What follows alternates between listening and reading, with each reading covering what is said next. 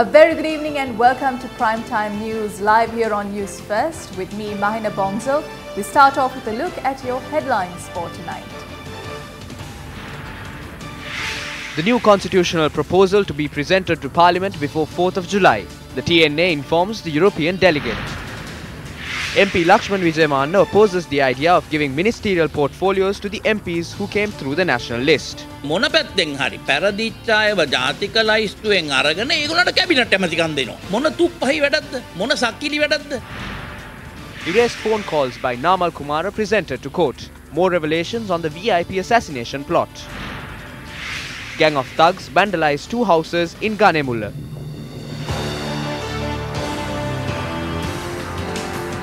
Now, with the dawn of the new year, we seem to have brought a lot of problems forward from the last year. Drawing back to a major issue of last year, the Sri Lanka-Singapore Free Trade Agreement.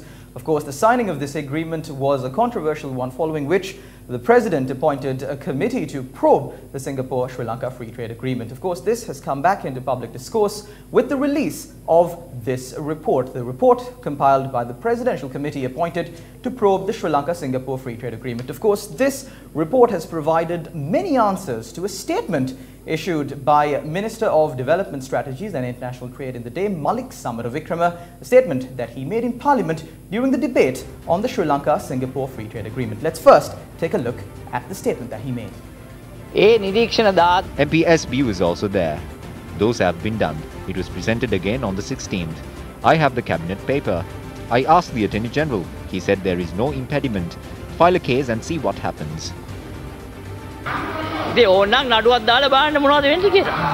Now that was a statement made by Minister of Development Strategies and International Trade Malik Samaravikrama when the Sri Lanka-Singapore Free Trade Agreement was taken up for debate in Parliament last year. Chaturanga, with the release of this new report by the Presidential Committee that was appointed to probe the Sri Lanka-Singapore Free Trade Agreement, what are the answers that have been provided in the statement? Yes, Shalan, before we go into the details that this report has uncovered, I want to mention one important factor to you and our viewers. It is the fact that this, what we are talking about, is a free trade agreement between 2 countries. It is between our country and Singapore, something that is extremely serious for the future investments, future economy, future financial management of our country. With that in mind, let me draw the attention to what we have behind here. This is the document sent by the Attorney General's Department. Now, you saw Malik Samaravikrama, the Minister of Development Strategies and International Trade, saying that there will be the Attorney General has actually approved this free trade agreement. There was no legal impediment is what he said.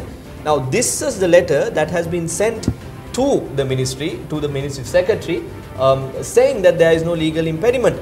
Now, as I mentioned, Shalan, this is a legal document. This is something that is serious. This is something that is going to impact the country for generations to come. 100%, Shalan. Now, who should sign this document? The Attorney General. This is from the Attorney General's Department.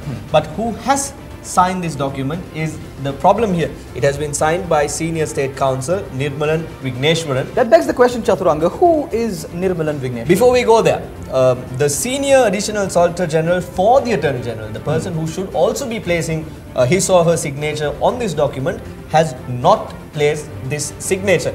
We only see the signature of Nirmalan Vigneshwaran. Again, we are talking about a free trade agreement between 2 countries, and we see the signature of a Senior State Counsel. As you mentioned, who is this Nirmalan Vigneshwaran, the Senior State Counsel? He is a person who has been sitting on the subcommittee on trade remedies, a person who has been sitting on the committee stage discussions of the Singapore-Sri Lanka Free Trade Agreement. You can see his name here at one time, and on the other instance, he was also sitting on the committee on legal affairs. So he has been a person who has been involved in this free trade agreement. So he is a member of the negotiating committee for the Sri Lanka-Singapore Free Trade Agreement, and he has approved this on behalf of the Attorney General under the Attorney General's Department. Yes, Shala. Now again, there is a problem with the dates as well. We should keep our viewers informed about it. The cabinet meeting that was held was on the 9th of January 2018, where this was called. The cabinet said the Attorney General's clearance is needed for this to move forward. The letter was sent on the 15th of January 2018.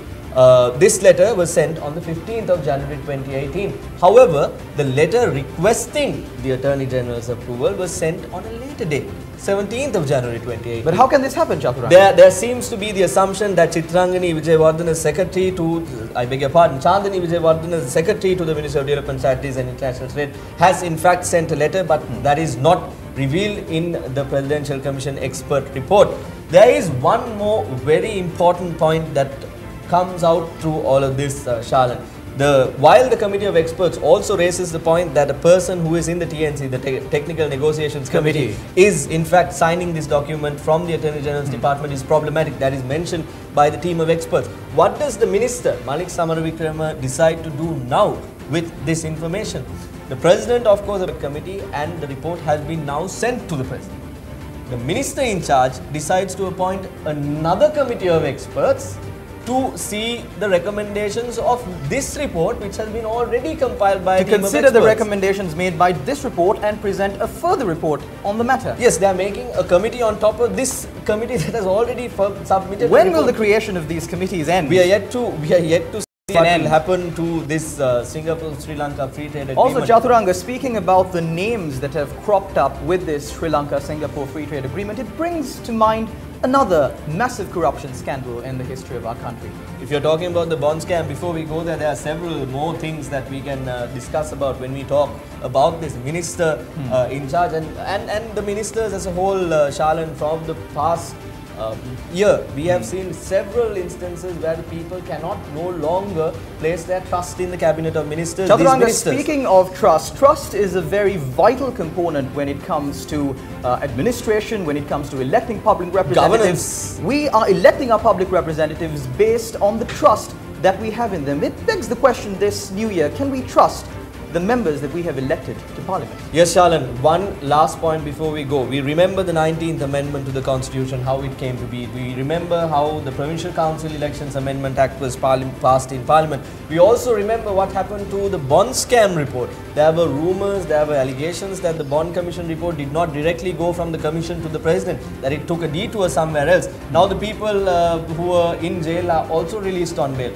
We are yet to see what will happen. If this is the way they deal with massive agreements that impact on the economy of the country, on the management, financial management of the country, if this is the way they deal with these things. You were speaking of the unfolding of the Bond Commission report and the incidents surrounding that, Chaturanga, and I believe you missed one point. The chief suspect in the bond scam is still at large. If this is the way they go into deals with countries that do not send us the fugitives, people who have made mistakes, done wrongdoings here in our country, if this is the way they deal with things, God bless Sri Lanka in the new year. Yes, we will continue to keep you updated on the unfoldings of this corruption as well as other corruptions that may occur this new year. Do stay tuned to News First. Both of them were jailed not because of a lawsuit. They were in remand custody for investigation purposes. I saw many people blaming the courts. It has been a year since the Presidential Commission was appointed and they have failed to file a case in courts. There still isn't a court case over the bond scam. The governor of the central bank is at fault for this. The other person who is at fault is the finance minister at the time. That is Ranil Wickremesinghe. The Prime Minister is directly to blame for this. So, do not expect the Prime Minister to be independent in this regard. Why should we expect a thief to carry out independent investigations? The President has stressed that the wrongdoers will be punished. But one has to wonder whether the President will take action against this and punish the Prime Minister. European Parliamentarian Geoffrey Van Orden met with the leader of the Tamil National Alliance, Parliamentarian R. Sambandhan, and Tamil National Alliance Parliamentarian M.A. Sumanthiran. Issuing a communique, the Tamil National Alliance said that TNA leader R. Sambandhan explained facts on the formation of a new constitution to Geoffrey Van Orden. The MP said that the proposed new constitution that was due to be presented on the 7th of December will be presented on the 4th of February. The communique issued by the TNA adds that R. Sambandhan had assured that the new constitution will preserve the unitary and undivided status of the country.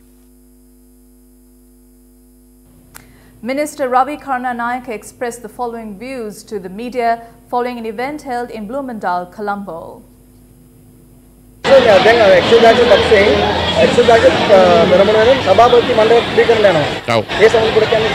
ඒ කියන්නේ අපට මේක leadership council එකක් We are establishing a leadership council to create a framework that fosters responsibility. කටයුතු කරන්න පුළුවන් අවස්ථාව ඇති කරන්නයි. ඒක තුලින් තමයි මෙවැනි වැඩපිළිවෙල ගෙනියන්නේ. නෑ ඒ එක්සත් ජාතික No, we will proceed with the votes of the UNP and UNF. All activities will take place through the UNF. When all join together and form a new party, we all share the same objective. ලියාපදිංචි කරනවා. ඒකට කිසිම ඒතෝ දේශපාලන අරමුණක් එක්ක වැඩ කරන්න පුළුවන්.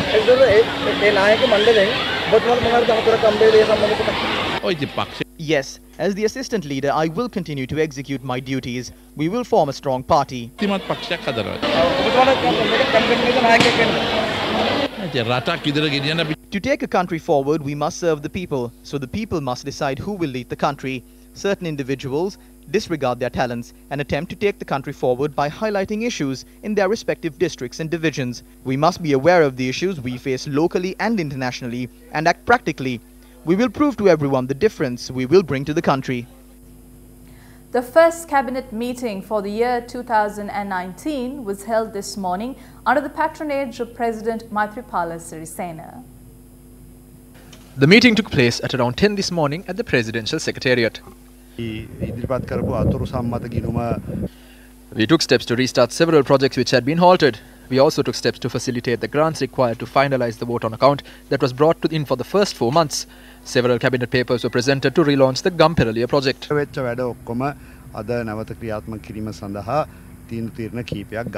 Cabinet papers relating to the Ministry of Finance were taken up mostly today.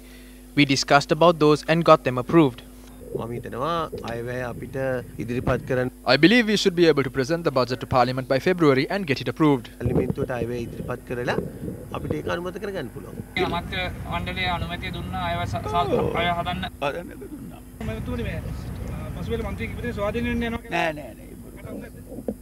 Those are false statements. If they do not leave when offered 300 billion, do you think they would leave just because they weren't given ministerial positions? Those are lies. The UNP will not split.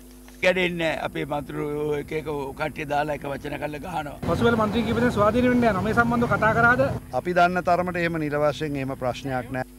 far as we know, there is no known issue within the party. I did see several reports about it through the media. We believe that the United National Front will work together as one. Let's see what will happen in the future.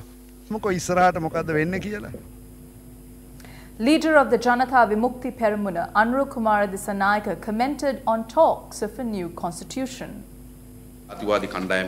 Racist groups say that a new constitution will be presented before the 4th of February. A constitution cannot be formulated simply by the thoughts that pop up in Ranil Wickremesinghe's, Mahinda Rajapaksa's or even our heads. The process that is currently underway in the country is not a process to pass a new constitution. There is not even a new constitution to be passed. Do you think that the current parliament is capable of formulating a new constitution? This parliament that has become such a pickle. We can remember that Ranil Wickremesinghe and his group began portraying themselves as champions of democracy. But what has happened today? They have shown that their battle is not for democracy. They are fighting to see how much of this piece of meat called the treasury that they can bite off. The Minister of Finance is in the best position to eat up. Anybody scuffles when they lose the portfolio. The place with the most business after the Ministry of Finance is the Ministry of Power and Energy. There is a scuffle to get a bigger share of this loaf of meat, and that is the treasury of the country. But the constitution has stated as to how many pieces this loaf of meat can be cut into. We ask Ranil Wickremesinghe not to try to find loopholes in the constitution. Your scarred political career will end worse off than it already is. The central bank released its roadmap for 2019 this morning. Now, the roadmap was delivered by the Governor of the Central Bank, Indrajit Kumaraswamy. The central bank in its process for introducing a superior alternative to the USD/LKR reference rate for the benefit of all stakeholders, including foreign investors. Foreign reserve management activities of the central bank will continue to be based on an SAA framework, ensuring adequate levels of liquidity. The government hopes to keep the IMF program on track this year. The central bank will introduce a broad-based policy on employment of expatriate staff, considering the needs for external expert contribution. The central bank intends to establish a new regulatory framework to ensure that treasury operations of licensed banks are carried out prudently and in line with international best practices. Fit and proper assignment criteria for appointment of directors, CEOs, and key management personnel of banks will be further strengthened. Initiatives are currently being taken to resolve the remaining distressed companies. To improve currency operations and processes, the construction of a new secure storage facility has been initiated at the Centre for Banking Studies premises in Rajagiriya. With the view of enhancing transparency and tradability in the secondary market, measures will be taken to introduce a new primary insurance system of treasury bills. Amendments will be introduced to the local treasury bill ordinance and registered stock and security ordinances. How are we to meet the $1 billion maturing sovereign debt expected within the next couple of days? As far as the sovereign bond repayment is concerned, there is a carryover of about $650 million US dollars. In terms of the Hambantota money and the term loan from China. Yeah, the former governor has said that the dollar will go up to 200 rupees by April. What do you think about it? One thing is, it's very difficult to predict or forecast what's going to happen to the dollar. I would be very disappointed if it did. In the past, before elections, we would have a bit of a tamasha, or a big tamasha. Then our macro indicators deteriorate and our external financing requirement increases. We would then go to the IMF, and the IMF program would give us concessional money. Then the donors would pledge money to fund the external financing gap. And for years, Sri Lanka was a kind of a donor darling. Now that we have the formula for fuel has been we have put it in the last week. I am not aware that the formula for fuel is in the dustbin.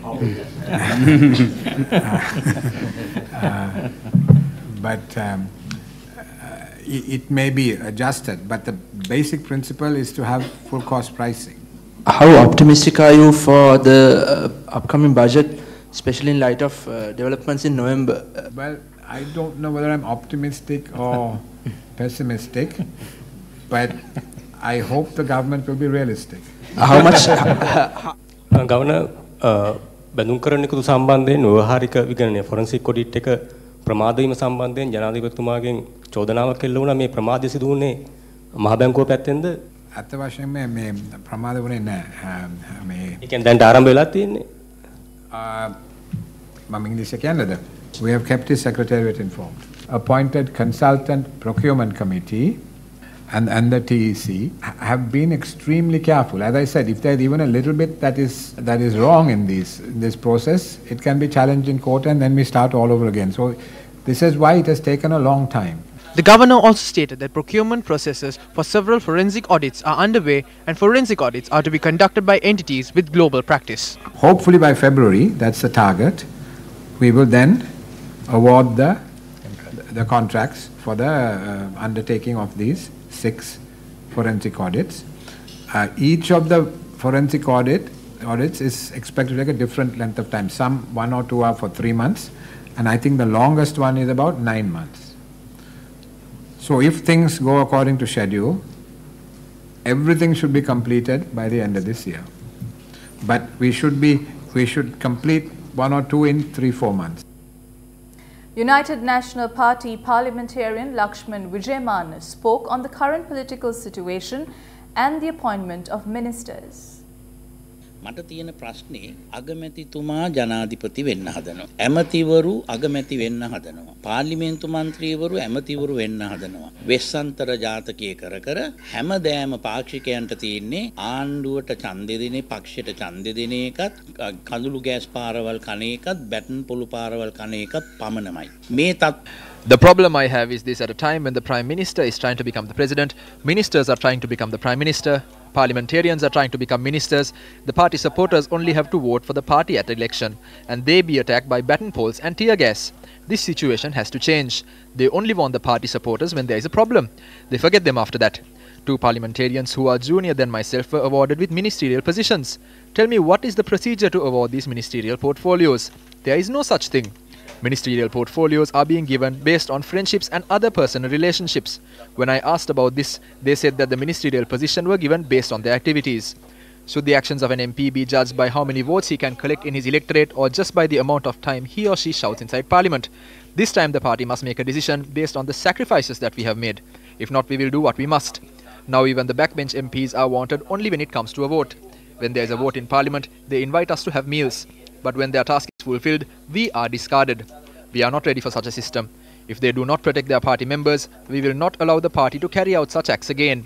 This is not anyone's inheritance. The UNP is ours. We have shed blood for this party. Leaders should know how to act correctly. The party leader is to blame. Ministerial positions cannot be given without his knowledge. I feel like our righteousness and our close allegiance to the leader has caused this issue. So many rogues have been assigned ministries. If we too had stolen, lied and spoken against the leader, we would be treated better. The only requirement is to be a rogue. The other thing is, MPs who came in through the national list have been given ministerial positions. There are enough and more backbench MPs who are mature enough. This situation should change. What they are doing now is they bring in people who have lost elections through the national list and award them ministerial positions. This is a disgraceful act. Why would they do that? I feel like our loyalty to the party has become a minus point. මොන සක්කිලි වැඩක්ද? ඇයි එහෙම කරන්නේ? ඇයි එහෙම කරන්නේ? මේ හැමදාම පක්ෂේ කාගෙන ඉඳීම මට පේන්නේ බොහොම බරපතල නුසුසුකමක් වෙලා තියෙනවා. Newmal Pereira, Sri Lanka Freedom Party organizer for Chilau, made the following remarks after a religious ceremony held at the Thaniwalla Shrine in Madampe.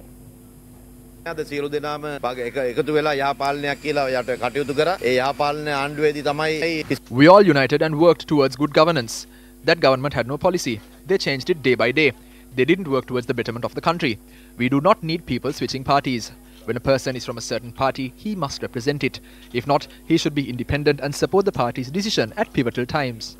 කටයුතු කරන්න ඕනේ තීරණාත්මක මොහොත්වලදී ඒවා එහෙම නැත්නම් පක්ෂයක් ස්වාධීනව කටයුතු කරන්න යම්කිසි තීරණවලදී නිදහස ලබා දෙන්න ඕනේ.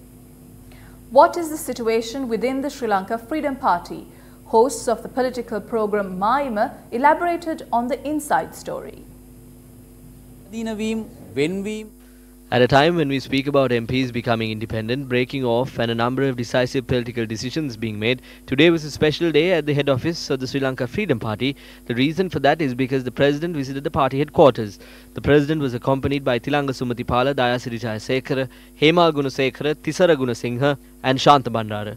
The group discussed as to if the future General Secretary, National Organizer and Treasurer were among them. ශ්‍රී ලංකා නිදහස් පක්ෂ මහලේකම් ජාතික සංවිධායක සහ භාණ්ඩාගාරිකත් හිටියද අධිපතිතුමා පක්ෂ මූලස්ථානයට ගිහිල්ලා The president visited the party headquarters and gathered the entire staff and spoke to them sternly. He called out some of the staffers by name and asked them to leave the party headquarters. Rajika Kodituaku, who held the position of the president's coordinating secretary today, submitted his letter of resignation to the president. In his letter, he had cited the statement made by the president at a previous meeting of the Central Working Committee that he will be taking major decisions on the organizers of the party and removing some of them. සංවිධායකවරුන් සම්බන්ධ දැඩි තීන්දුව ගන්නා බවත් ඔවුන් ඉවත් කරන බවත් රාජික ගොඩිතෝක මහත්මයා කියන්නේ ජනාධිපති Rajika Kodituaku submitted his resignation while alleging that some people close to the president are attempting to distort the rightful position that should be accorded to the president in the history of the country. The president also transferred a number of staffers there. විධායක සභාවත් හෙට රැස් කරන්න තීන්දුව කරලා තියෙනවා. It has also been decided to summon the Executive Council of the Sri Lanka Freedom Party tomorrow. The president is holding discussions with those close to him on taking action against those who attempted to conspire against the party at the meeting of the Executive Committee tomorrow. දැඩි තීන්දුව ගන්න ඕන කියන එක ගැන තමයි ජනාධිපතිතුමාගේ ළඟ ඉන්න පිරිස් සමග දැන් සාකච්ඡා පවත්වමින් තියෙන්නේ. සියලු දෙනාටම තේරිච්ච කාරණේ තමයි. One fact that everyone understood is that there is going to be major reforms in the party very soon, and the General Secretary was strictly advised on certain decisions and agendas. දැඩි උපදෙසක් ලබා දුන් බවත් එයින් පැහැදිලි වුණා. You're watching News First. Up next is Crime Watch.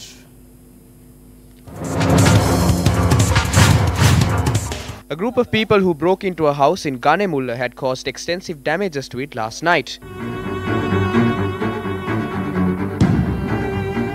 The group had broken into another nearby house and attacked its owner prior to breaking into this house. An argument over the damaging of a fence had occurred between the injured house owner and the mob which had carried out the attack last evening. Another party which was involved in this argument had attacked the houses.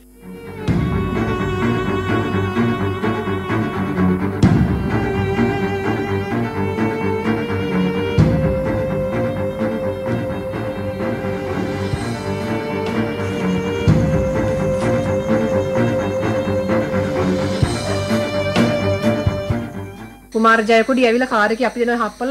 person named Kumar Jayakodi rammed his car against us, and then the person named Chamara tied his hands and attacked him. When my husband escaped, they attacked our son's bike and another scooter. The person is an underworld criminal named Kumar Jayakodi. ඉස්සෝම කරනවා මේ මම ළමයි දිනට බත් කව හිටියේ වෙලාවේ ඉතින් මම කඩුව දැක්කේ නැහැ මගෙන් එහෙම කෝරංගය කියලා ඇහුවා මයි මල්ලි මෙතෙන් පැනලා මගේ ඇරියා අපි මරනවනේ ඉතින් ආවනම් My brother and I evaded the attack. We would have also been killed if not. They have caused extensive damage to several items within the house, including the TVs and computers. They have also destroyed a 3-wheeler and 2 bikes. They have also attacked 2 other cars. The victim of the attack has been admitted to the Ragama Teaching Hospital. An individual has died following a shooting at the Thotupada junction in Kalutara North. Police say the injured individual, who is 57 years old, has been admitted to the Kalutara Nagoda Hospital. A person who had arrived in a vehicle had carried out the shooting around 10:35 last night.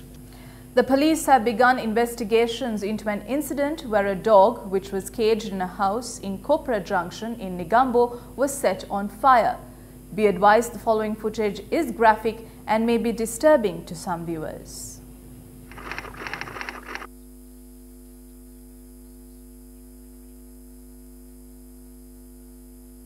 The Nigambo police stated that kerosene had been thrown at the kennel and that it had been set on fire while the dog was inside. The incident had taken place on the night of the 31st.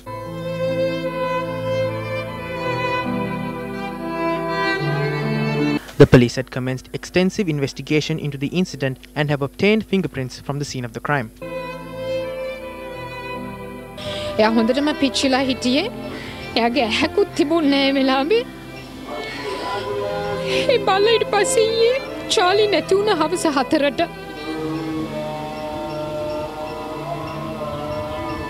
මේ වගේ සිද්ධි කිහිපයක්ම. There were several such incidents during this month. This is the 7th incident that has been reported during the past month. ඉතින් මේ 7 වෙනි case එක මේ මාසෙට. There are serious punishments against perpetrators of such heinous and inhumane crimes under the Prevention of Cruelty to Animals Ordinance. The ordinance says, quote, "If any person kills an animal in an unnecessary cruel manner, he shall be punished with a fine or with imprisonment of either description for a term which may extend to 6 months or both," unquote. It should be noted that such inhumane activities are carried out by people who are mentally unfit, and if not brought before the law, these activities could just be the beginning of more inhumane acts of violence.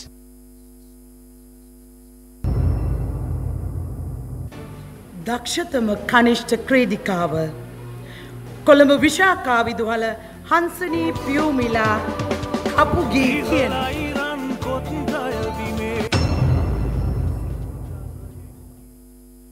Are you 2018's most talented female athlete? Sports First Allianz Platinum Awards 2018. And with that, we conclude today's edition of Primetime News. Thank you very much for joining us. I'm Mahina Bonzo. Take care and good night.